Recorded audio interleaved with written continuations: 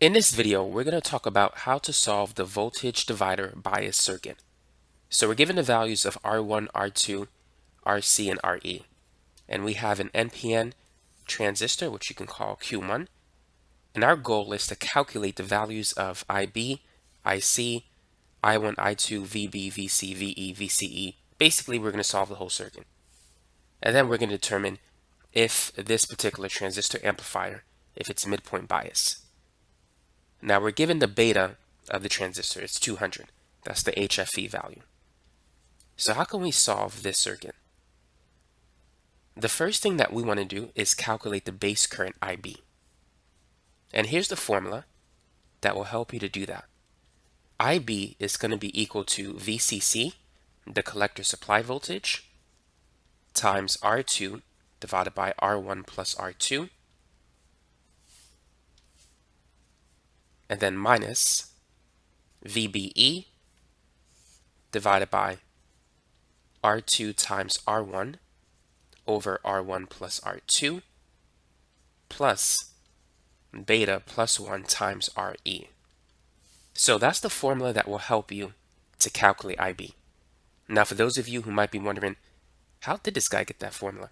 I'm going to show you how you can derive that formula so you can see it for yourself. I'm not just pulling it out of the air. But we'll talk about that later towards the end of this video. Now let's start by plugging in the values that we have. VCC, the collector supply voltage, is given to us. That is 12 volts. R2, we know it's 20.9 kilo ohms. Now the units will cancel. R2 will cancel with R1 plus R2, so you could write it as 20.9. R1 plus R2, that's 20.9 plus 30, so that's going to be 50.9 kilo ohms. You don't need to change it to 50,900 ohms.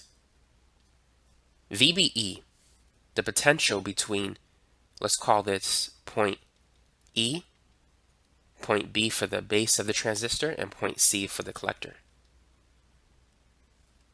The difference between the potential at point B and point E is 0.7 volts. That's the voltage drop between the base and the emitter of an NPN transistor. It can vary between 0.6 and 0.7, but in this video we're going to use 0.7.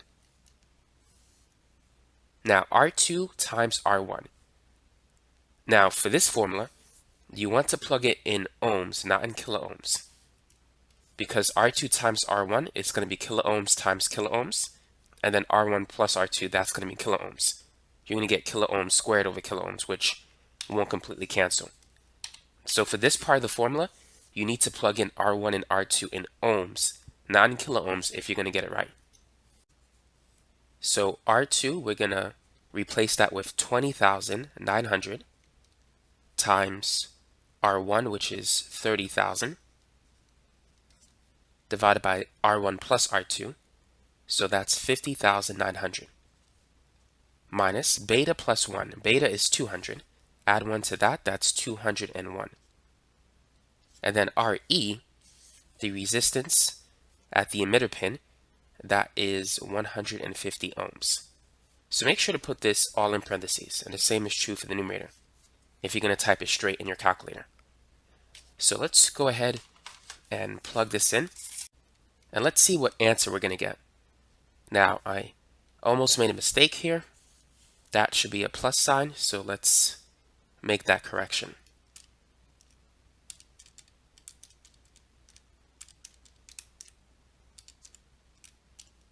So give me a minute while I plug this in.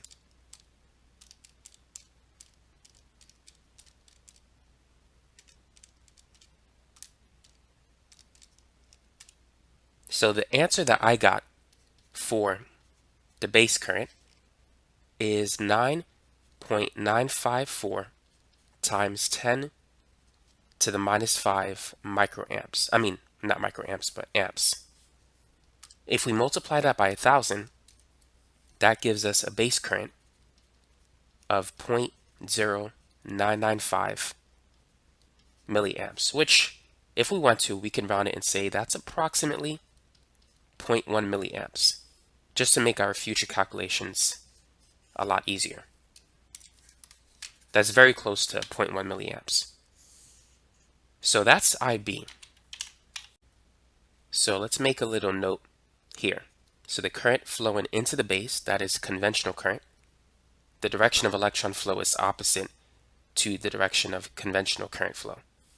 So that base current is 0.1 milliamps. Now our next step is to calculate the collector current.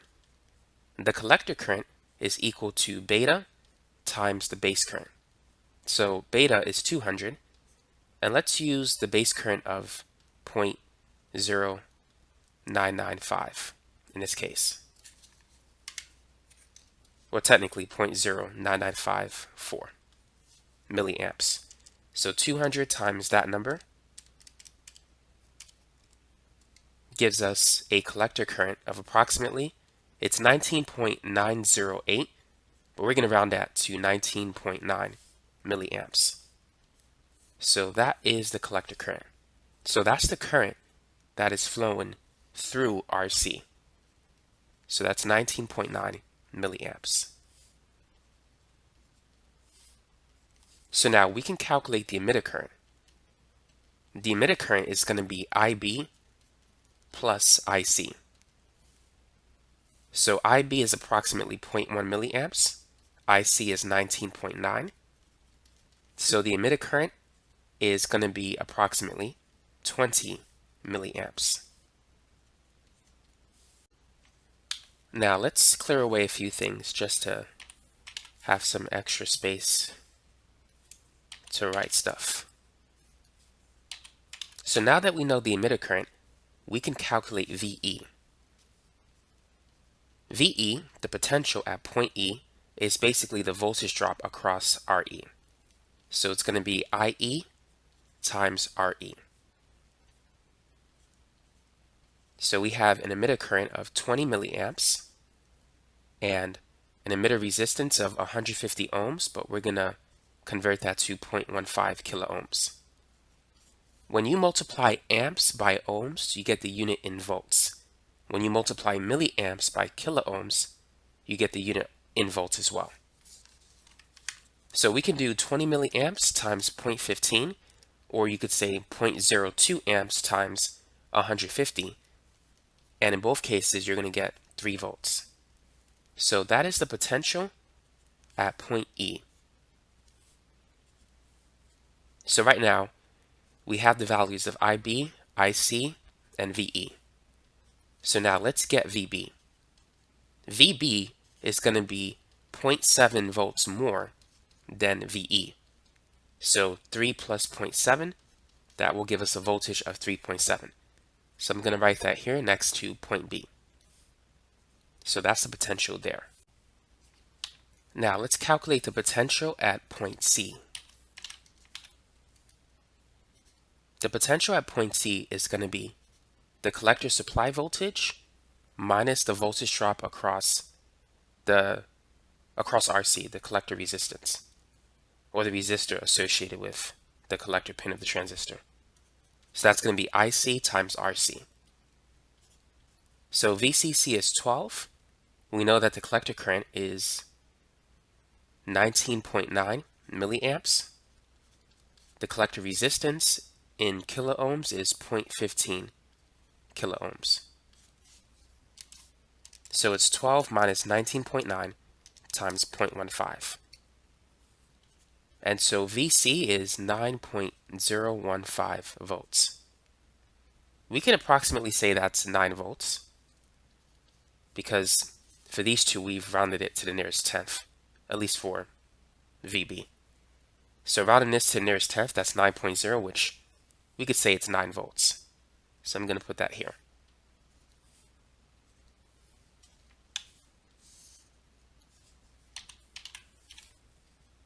So now that we have VB and VC, what's next? The next thing we need to do is calculate I1 and I2. It's better to calculate I2 first before you calculate I1. Well, in actuality, you can do it in any way, so it really doesn't matter. I'm going to calculate I2 first. I2 is going to be the voltage across it, which is 3.7 with respect to ground. Ground is going to be 0 volts. So the voltage across R2 is the potential at B divided by R2. That's going to give us the current flowing through R2. So VB is 3.7 volts. R2 is 20.9 kiloohms. Now keep in mind, when you divide volts by kiloohms, you're going to get the current in milliamps. So 3.7 divided by 20.9 gives us a current of 0.177 milliamps. So let's write that here. And let's highlight that in red. So now let's think about this point, which is equivalent to point B. So at that point, we have a current of 0.177 milliamps going in that direction, and a current of 0.1 milliamps leaving that junction as well. So the current that's entering this junction, point B, is the sum of those two currents. So we could say that I1 is the sum of I2 plus the base current. So that's 0.177 milliamps plus 0.1 milliamps. That gives us a current of 0.277 milliamps. And so that's I1.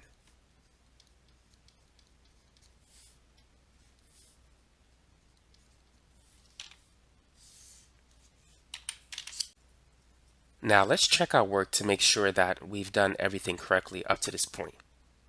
According to Kirchhoff's voltage law, especially for DC circuits, the voltage around a closed loop must add up to 0. In this case, the voltage across R2 and R1 should equal the difference between those two values.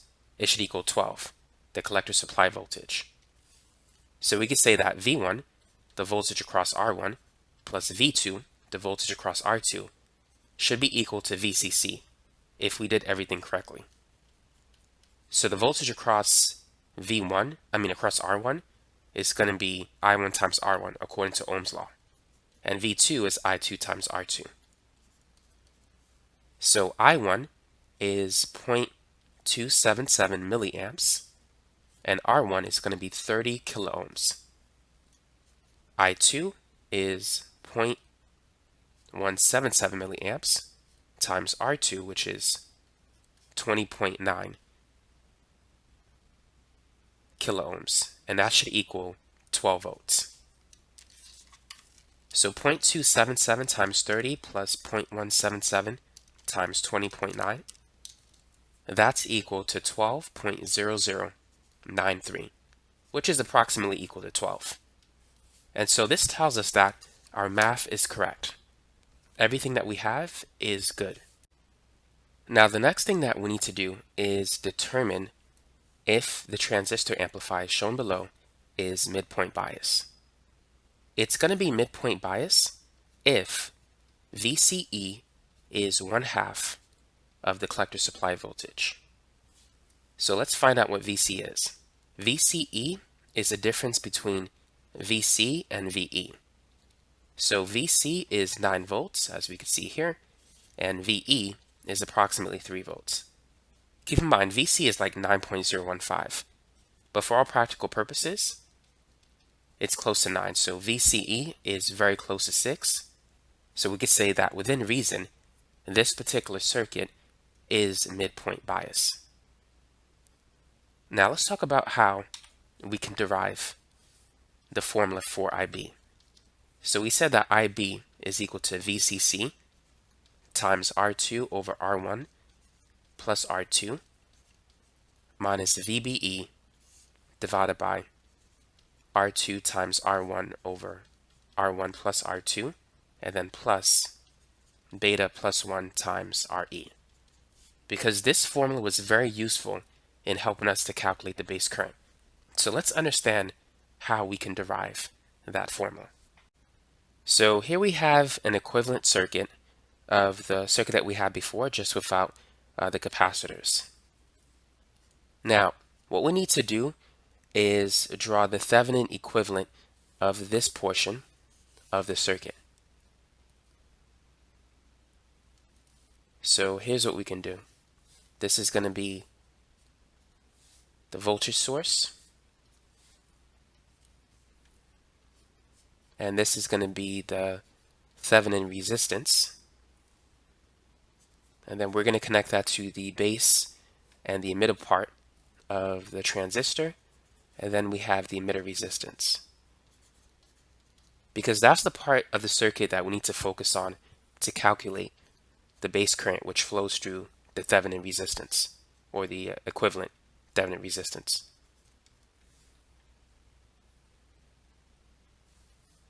And this is going to be V Thevenin. V Thevenin is not the same as 12 volts, by the way.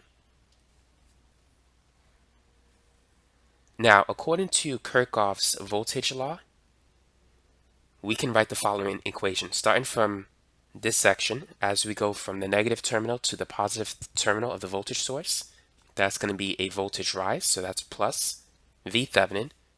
As we travel through R Thevenin, the voltage drop is going to be negative IB times R Thevenin. The resistor consumes energy in the circuit, so it's going to be a voltage drop. The transistor also consumes energy, so we're going to have a voltage drop of VBE, and the resistor consumes energy as well. And so we have IE flowing through RE, so it's going to be minus IE times RE. And according to Kirchhoff's voltage law, the sum of the voltage drops will be 0. So we have V Thevenin minus IB times R Thevenin. VBE, we set that to 0.7 volts. Now, IE, the emitter current, is the sum of the base current plus the collector current.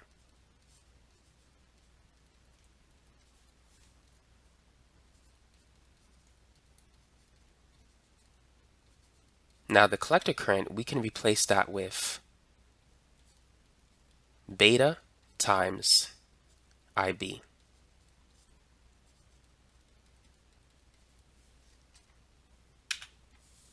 Let's erase this for now.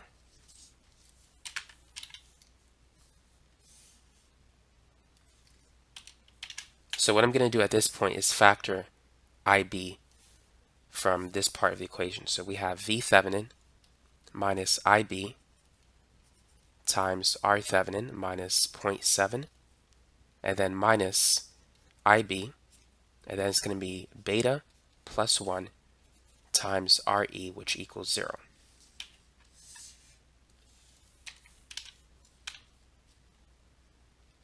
Now what I'm going to do is I'm going to take these two terms and move it to the right side of the equation. So I have V Thevenin minus 0.7, that's going to be equal to IB R Thevenin plus IB times beta plus 1 RE. Now the next thing I'm going to do is factor out IB. So I'm going to have R Thevenin plus beta plus 1 in parentheses times RE. Next, I'm going to divide both sides by R Thevenin plus beta plus 1 times RE.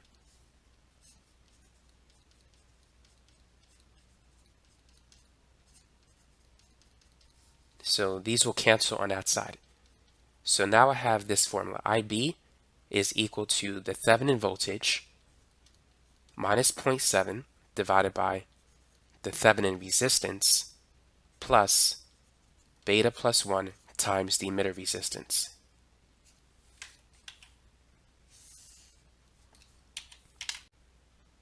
Now how can we calculate the Thevenin voltage? Because it's not equal to the collector supply voltage. Well, first we need to draw a circuit disconnecting this portion of the original circuit that we had before. Let's call this point A and point B. So in the original circuit, we had a power source and we had two resistors, and this would be point B and point A, which was attached to the base of the transistor and the ground where the emitter resistor was. So we need to calculate the voltage across R2. this is VCC, and the voltage across R2 will be the Thevenin voltage. So this is basically a voltage divider circuit. So the Thevenin voltage is going to be R2 divided by R1 plus R2 times the collector supply voltage. And so that's what we're going to replace V Thevenin with in this formula. So that's where we get that part of the formula from. It's from the voltage divider network that is formed from R1, R2, and VCC. So now the next thing we need to do is calculate the Thevenin resistance. In order to calculate the Thevenin resistance, replace the voltage source with a short circuit, and then calculate the equivalent resistance between points A and B. So R1 and R2 are parallel to each other with respect to points A and B.